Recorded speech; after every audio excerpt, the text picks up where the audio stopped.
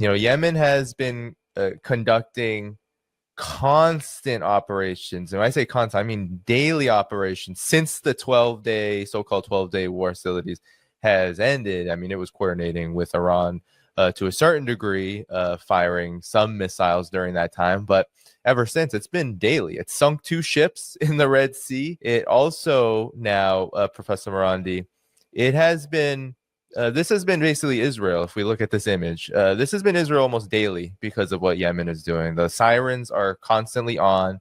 Ben Gurion Airport has been targeted. Of course, what we hear over and over again from Israel, just like we heard during the 12-day war, is that these missiles never get through. We also know, Professor Marandi, that Yemen has not only been targeting Ben Gurion Airport, but it's closed down the port of Eilut or Eilat or however it's pronounced. I mean, that is shut down. It's bankrupt because of the constant missile fire that Yemen is waging as part of its blockade. So when we look at failures of the Israeli regime and the U.S. too, this is the biggest one because Yemen is, if you look at all of the data of Yemen as a nation, it shouldn't be able to do this, nor should it be able to fire hypersonic missiles toward Israel on the daily, especially if Israel and the U.S. are supposed to be as boisterous and dominant as they say they are. I would really love one day to be able to go to Yemen.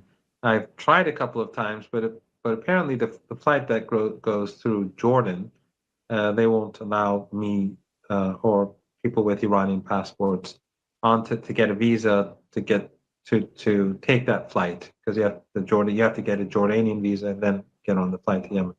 They're wonderful people, and they are the pride. They in Hezbollah and Hamas and Islamic Jihad, they're the pride of and many in the Iraqi resistance. They are the pride of the Arab world. They have stood up for the Palestinian people since day one. When Hezbollah was drawing away the army from Gaza during the onslaught during those first few months, and really helping Hamas and Islamic Jihad and the others to stand up against this blitzkrieg and this genocide that started. On the other hand, Yemen was shutting down business and trade for the Israeli regime and making life more difficult for them. Of course, sadly, some of the goods were going instead of going to Israel, they went to Egypt, and then they would change the ship and then send it to Israel. And then, but also Erdogan in Turkey was allowing goods that the Israelis couldn't get from Asia to be exported from Turkey.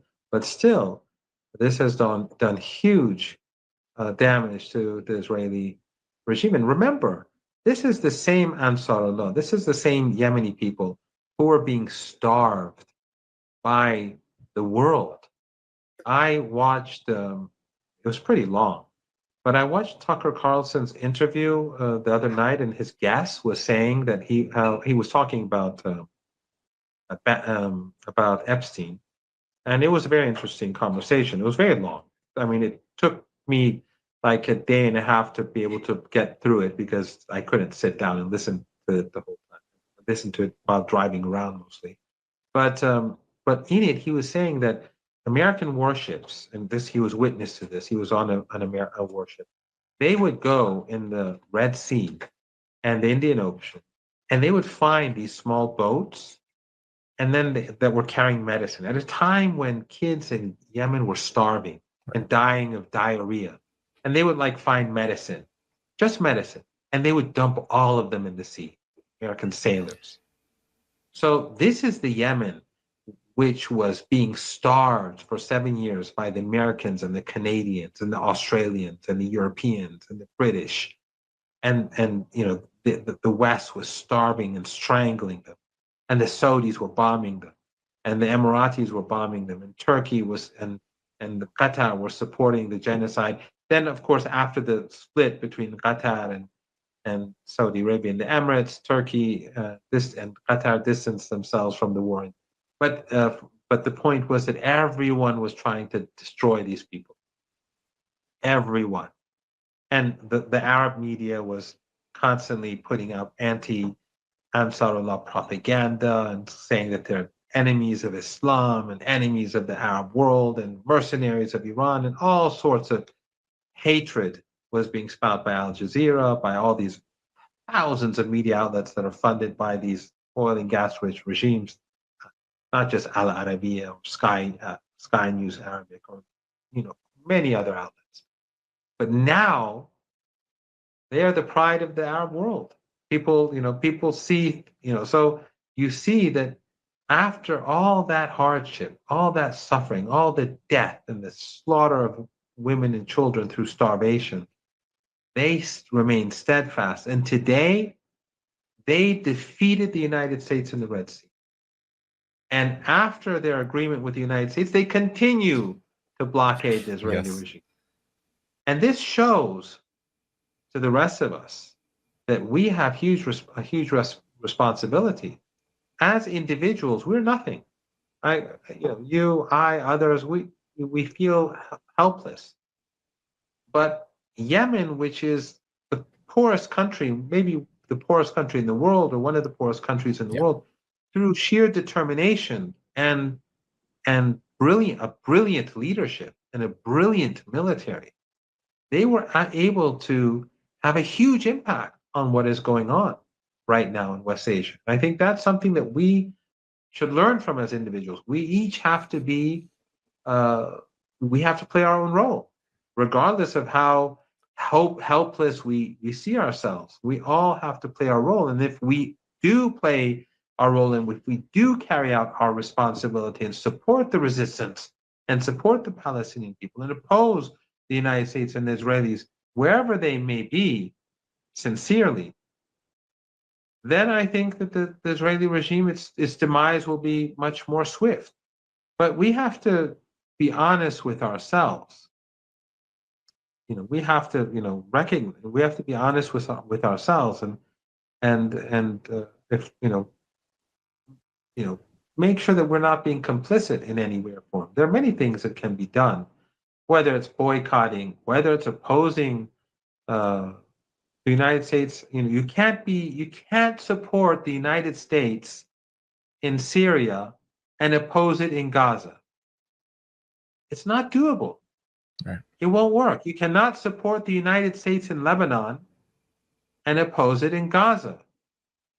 That's not just hypocritical. It just shows that that person is not serious. But in any case, I think that Yemen has taught us all a huge lesson, but also it's given us hope.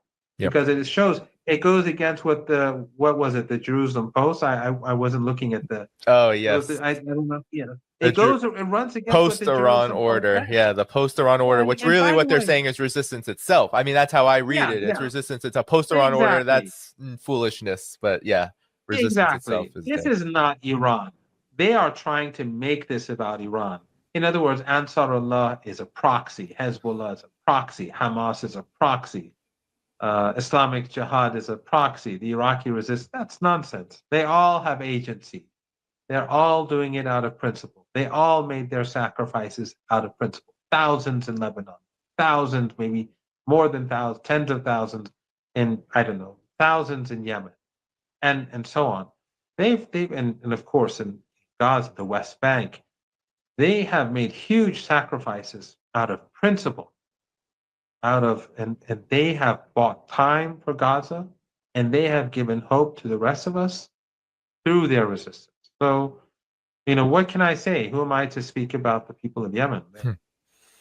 Yeah, way above the likes of me. Yeah, well, the one interesting thing if we recall, Professor Marandi, is that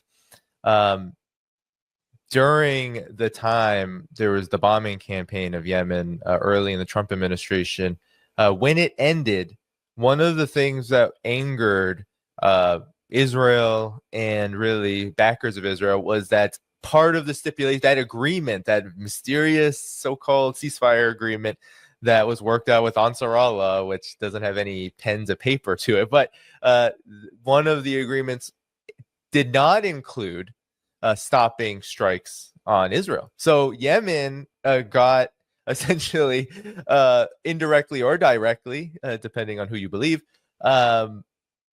permission to continue, and that's what has happened. And you see this in the Western mainstream media even today. You see responses like this: Trump claimed victory against Houthis in fight over Red Sea shipping. Now they're sinking tankers again. But there's always a tone whenever talking about Ansar Allah in Israeli media and Western media that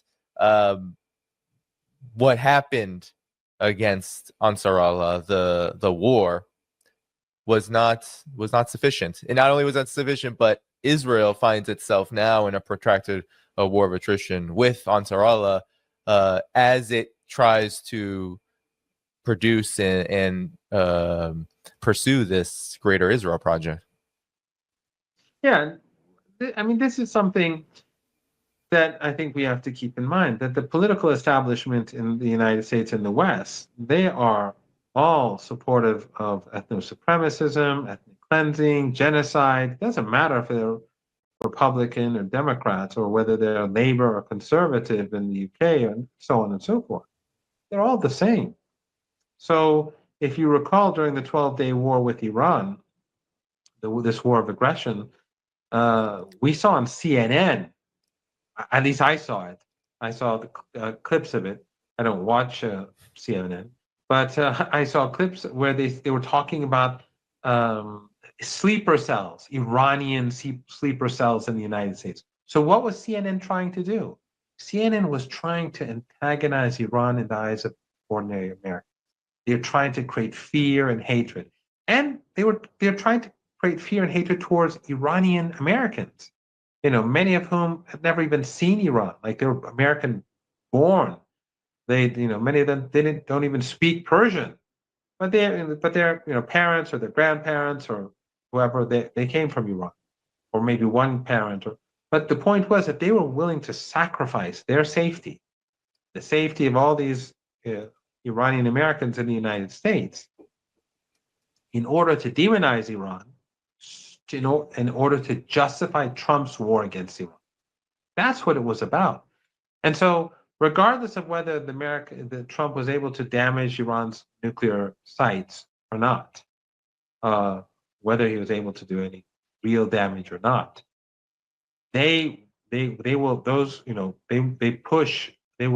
Trump's opponents will push for the narrative that the damage was not, the damage that he said was not brought about in order to push for war. And that's what they're doing with Ansar Allah. Why? Because the Democratic Party, the Republican Party, the liberals, the conservatives, they are all Israeli firsters. They're all Israeli firsters. It's just like with Epstein. Why is it that, like, the Democrats during the Biden years, they didn't do anything about Epstein? Because their own people are just as deeply involved. Their own donors are just as deeply involved. Yeah, that's what I was thinking the whole time about Epstein. When people say, when Trump says, "Why does the Democrats do it, making it partisan?" It's like, come on, you know that this is not, this isn't a partisan affair. This is a bipartisan affair. But yeah, exactly. I mean, he was arrested when Trump was president. They killed him when Trump was, they suicided him when Trump was president. During the Biden years, they didn't do anything about it. It's because the elites in the United States, it's one party.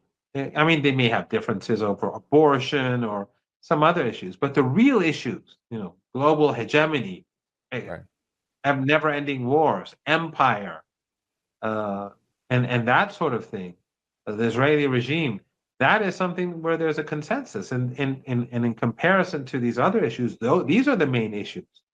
The millions of people who are being slaughtered and countries being destroyed, and the mass movement of populations and from across the region, these are the key issues. And these are what have impoverished the United States also more than anything else, these endless wars, the middle class and so on.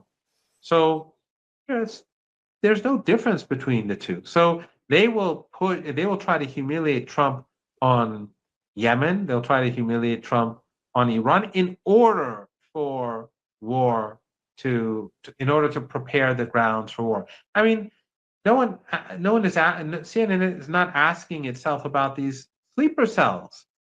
They were talking about these Iranian sleeper cells a couple of weeks ago. Well, what happened? Did they carry out their operations? Have they been arrested? No, because that wasn't the point. There were no sleeper cells.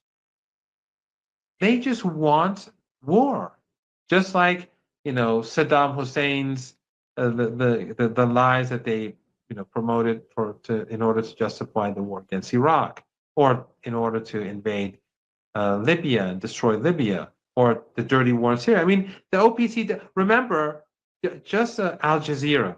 Oof, Al Jazeera did a tweet yesterday. I responded to it. He said that what Israel is doing to Syria is making it more difficult to figure out what Assad did with his chemical weapons. Oh, man. I mean, Obsessed. that's disgraceful. They know there are no chemical weapons. They and their ISIS and Al Qaeda allies, their Takfiri allies, have been in charge for 7 months now. Of course, there are no chemical weapons. I mean, they'll try to find something. They'll make up something. But there were no chemical weapons. And the OPCW, I mean, Aaron Matei, he's done a lot of work on this, and so has a number of our other friends. Very good. Lots of good people have done a lot of good work. But from the very beginning in Duma, when the OPCW sent its experts, they went in there and said, no, this is not, the signs don't show, there's no sign that the Syrian government did this. And then when they went back, these people were sidelined, and others were, a political report was written. And when these whistleblowers came out, no one said anything. Why? Because there was a consensus. No, that the narrative was that Assad gassed his own people. So Al Jazeera, along with the Western media, they're all the same. I remember when I was in Beirut when the Israelis murdered Sayyid Hassan Nasrallah, when he was martyred. And he was also predicting what would happen in Syria. I mean, what we're seeing today in Syria is exactly what he said would happen. And he tried his best to save the Syrian people. And those people who willfully close their eyes, they're answerable for all these deaths that we see today, and for the success that Netanyahu has had. And they will continue to lie and pretend that it was Iran's fault or what. History will show what they did to the Syrian people. And if they want to be redeemed, they have to do something about it. They have to make up for this mess that they've created. But in any case, Right. So I was in Beirut when he was martyred, and I went there the day before, and the day after, I think he was martyred. Al Jazeera asked me to be, I think it was, anyway, around that time, but it was after he was martyred. Al Jazeera asked me to be on their news program. Then right before me, they brought in a reporter to Beirut. And it was the top of the hour, and she started bad-mouthing Iran. Iran is horrible. Iran violates. I mean, they're bombing Beirut. They're bringing down apartment blocks. They're calling these Hezbollah strongholds, in order to justify the slaughter of ordinary Lebanese. And then this reporter is bad-mouthing Iran. And then when they came to me. I said, "Why is your reporter talking about Iran? What is this? What is what's going on right now? The slaughter in Beirut of ordinary citizens by the Israeli regime. What does that have to do with human rights in Iran?" So Al Jazeera yesterday, I think it was, they tweeted that so it just shows where these people stand. I mean, they're good people in Al Jazeera. They're good people in but I'm talking about these institutions. I mean, they're good people in the BBC. I know some good people. I remember a couple of times actually when I had an important debate or something on the BBC, and then someone would call me from inside the BBC more than once, and they said, "Look, they're setting you up, and just be careful." Right. That sort of thing. So they're good people, but the point is that this is how the Western media works. This is how regional media works, and that is why we have a lot of work to do. Yeah. Yeah, I mean, I had a similar experience with Sky News during COVID, the 2020-ish at times when China was more in the conversation. I was brought on a couple of times by someone who was definitely more sympathetic. And he would say, be careful about like what's going to happen, traps. And then they stopped inviting me. And that's kind of what happens when you say the wrong thing. Yeah, it's interesting. During the 12-day war, I was only invited by Sky twice. Once I didn't have a decent internet connection. Right. And the BBC maybe once, and then they withdrew it because right after Sky. I think it was very controversial, my exchange with the reporter on Sky, and it went viral. And then as soon as that finished, the BBC just withdrew it and said we have a change in schedule and we're not covering Iran like it's a war. It's top of the news. But so it's interesting that in the past I'd constantly be invited, but during the 12-day war, I was almost exclusively speaking on alternative media, which is fine with me. I don't care for mainstream media, legacy media. There is worry. It's not just Yemen sinking ships or closing the ports. It's also attempting to use this continued resistance to the Israeli regime, and of course the United States backing it, to build up toward war with Iran. So Wall Street Journal reports that Yemen, so this is not Ansar Allah, YF, yes. Daddy, look at the title. Actually, it's quite interesting. Yeah. I think it's a mistake. They should rewrite it. Iran is moving to rearm its militia allies. Yeah, not proxies. Yep. Yeah. That's almost legitimized them by accent. Yeah. But what they're saying here is that, over the last several weeks, in the month of July, we have seen the U.S.-backed Yemen regime, which has ostensibly very little power comparatively to Ansar Allah's influence with the people. But it supposedly intercepted Iranian weapons moving to supply Ansar Allah. And then Syria, which has been a concern for those who saw the overthrow of Assad as a very negative thing for the resistance as a whole. The terror Al-Qaeda government in Syria has supposedly intercepted weapons from Iran that were heading toward Hezbollah.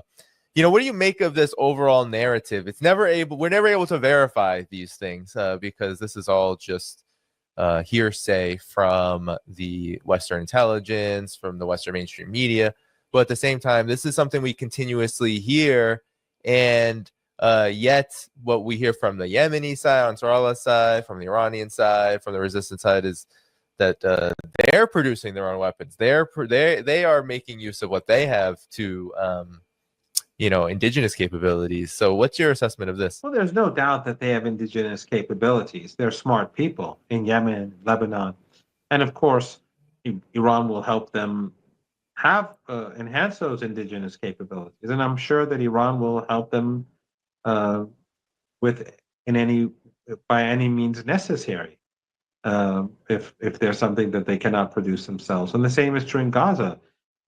The reason why Gaza still is able to remain defiant is because of the courage of the resistance fighters, but also they're receiving support. It's obvious that somehow weapons are getting in, 2 years. So it's almost 2 years now. So something obviously they're getting support from somewhere. And by the way, the general who was in charge of aiding the resistance in Gaza was one of the people who was martyred by the Israeli regime on the first day.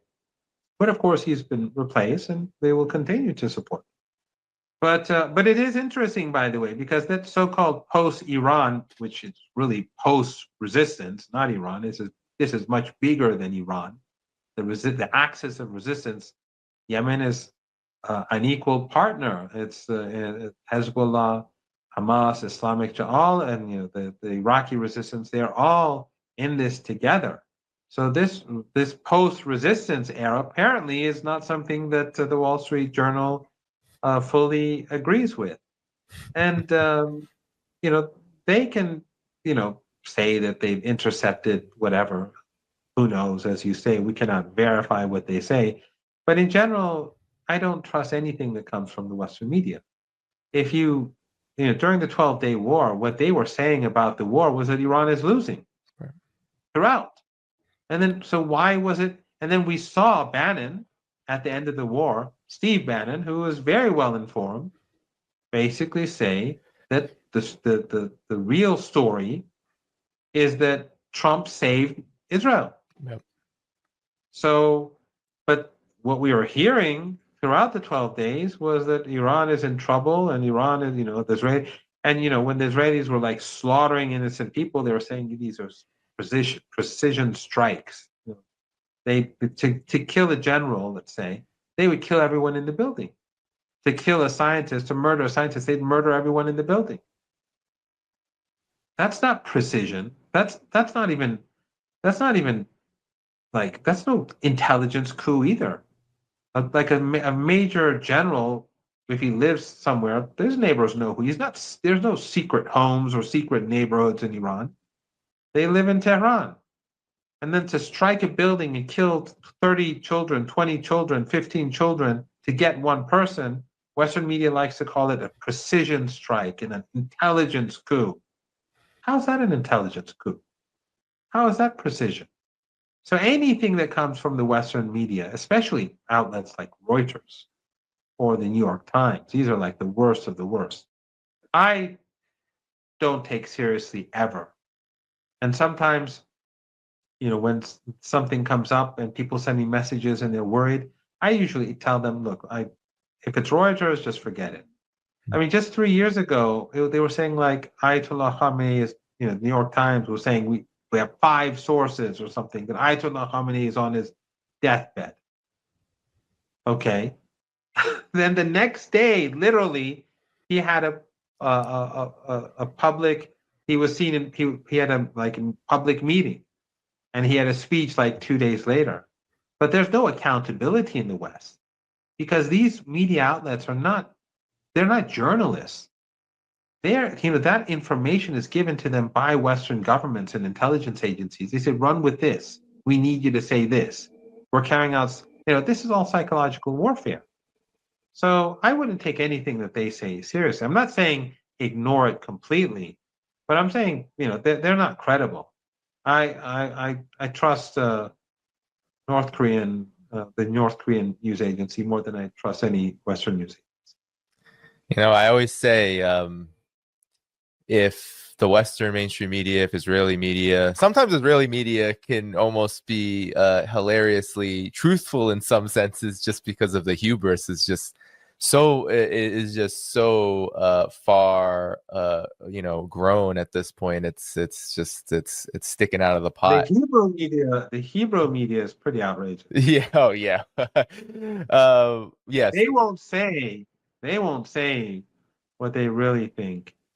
Their racism, their supremacism, and their ugliness. Nope. It's not really shown that much in English. Yeah, I can imagine. Telegram channels and all that, they are horrific. True. I just want to pull this article up one more time so people know what you were referencing about the Middle East post-Iran era has begun. This is what some thinkers inside of the Jerusalem Post are saying. But in the same vein, as you said, Professor Marandi, you have Ansarallah continuing this operation. You have the resistance continuing. I mean, Israel is not, they are wrecking Gaza. There's no doubt about that. They're committing a genocide, but the resistance is continuing. And you have Al-Qassam coming out with announcements saying that they are staying steadfast in ensuring that any kind of settlement that happens, cessation of hostilities, whatever it is that happens there, is not only full and of course can be held accountable, which I don't think that's a possibility, to be honest. At this point, there is no holding Israel to account, but they're being very steadfast in saying, no, they're going to continue to deal and fight with Israel as much as they can for however long as it takes. That's not really the narrative that we're hearing in the Western mainstream media. Every other day, there's articles like that one, Professor Marandi, from the Jerusalem Post. Iran is defeated. Hezbollah is defeated. Hamas is defeated. Yemen is defeated. That's what you hear. Sadly, those who antagonize Iran, and some of them, they pretend that they're supporters of Palestine. They're, as I said, they're these sort of influenced by Takfiri ideology. And even though they may not think themselves as Salafi or Wahhabi or Takfiri or followers of Ibn Taymiyyah or Muhammad ibn Abdul Wahhab, but they're influenced by that. And they like to believe everything that's negative about Iran or the resistance. So they'd like to say that Hezbollah was defeated because they hate Hezbollah. I mean, Hezbollah sacrificed itself so much for the Palestinian people. What have they done? I mean, if what have they done for Palestine? What have any of these countries done for Palestine? Which of these countries are sanctioned? Which of these countries have been punished by the United States? Not a single one of them. Which of them have, paid a price? And and they always make these excuses. One day they say, well, no, behind the scenes, Iran is doing a deal. Okay, now Iran's been bombed. Now what's the narrative? But it's always something negative. So they'll say it's the resistance has been defeated. I remember after the ceasefire, these people were speaking with such contempt for Hezbollah and gloating how Hezbollah in their eyes was defeated, gloating that Hezbollah was defeated. These people have problems. They have to rethink, and I think their whole worldview has a problem. They have to look deep inside and think about what's wrong inside for them to think this way and to behave this way and to show such hatred and such irrational hatred. Why do they fear Iran so much? Why do they fear the resistance so much? The resistance, all it has done is it has kept the name of Palestine alive. No one else has done it. And by the way, when I spoke about Bosnia, it was also Hezbollah that went to Bosnia to help them. And Hezbollah went to Yemen to help. From what we're hearing, I'm not privy to this sort of thing, but Hezbollah has shown images of their martyrs who were previously in Yemen. So they helped build up the resistance in Yemen. But these people, out of this irrational hatred and this takfiri ideology, and it's promoted by people I can name. I know some of these people. I've met them. I've been with them. I don't want to speak about anyone who's not online right now who can defend himself or herself. But the point is that they are part of this narrative. They contribute to the Western narrative. They contribute to the anti-resistance narrative. They're constantly attacking Iran and Hezbollah. Yet Abu Ubaidah, he keeps thanking Iran and Yemen and Hezbollah, but they pretend that they don't hear that. He hasn't thanked anyone else but these entities, but they pretend that they don't hear that. Why? Because they're caught up in this very strange worldview.